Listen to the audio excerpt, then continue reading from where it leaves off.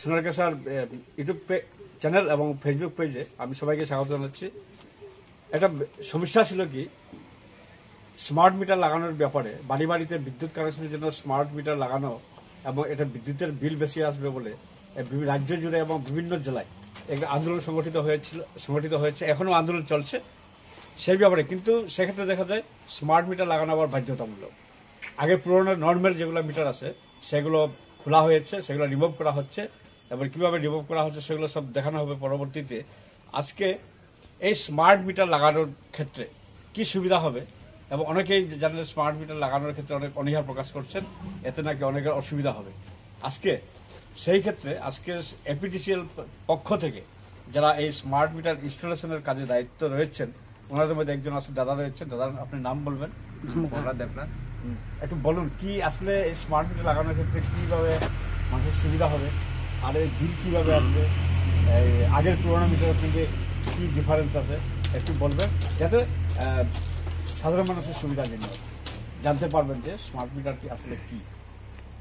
Normal metre ছিল দেন আগে তো আপনার যে কোনো আছে বিল, যেমন 9 মাসে 10 মাসে বিল জমে যেত। আপনার বিল জমাই পেমেন্ট বেশি জমে, যেমন 10,000 12,000 জমে যেত। এই কারণে আপনার জমা দিতে পারতো না, কারণ বলতো আপনার বিল বেশি আছে, বেশি আছে। এখন স্মার্ট মিটার বসানোর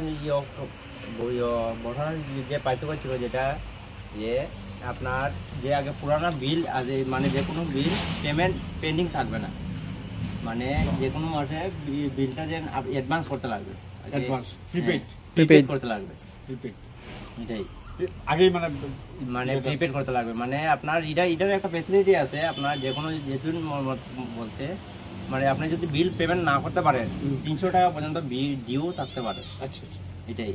এখানে বলছে আগে নর্মাল মিটারে বিল কম আসতো, এই স্মার্ট মিটারে অনেক বিল বেশি হবে। না, এটা না। এটা কি হচ্ছে, আপনারা যে আগে যে কোনো 2-3 মাস যেহেতু বিলটা জমা হয়ে থাকে, আপনার পরে তো আপনার 3 মাস যেন জ্বলবে বিলটা, 3 মাস পরে প্রিপেড হয়।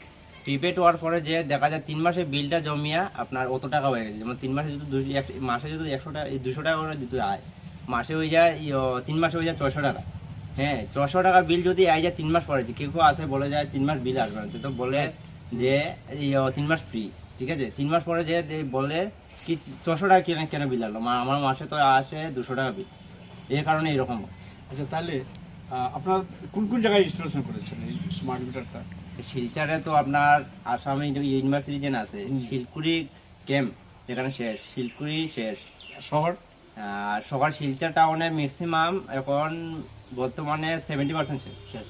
হ্যাঁ, আর এদিকে তো আপনার গ্রামাঞ্চল হইল গিয়া চেংদুয়ার শেষ, নতুন কাঞ্জরপুর শেষ, কাঞ্জরপুর শেষ, এলগিন শেষ, চেংদুয়ার পার্ট 1 শেষ, চেংদুয়ার পার্ট 2 বলতে বেশি অল্প আছে।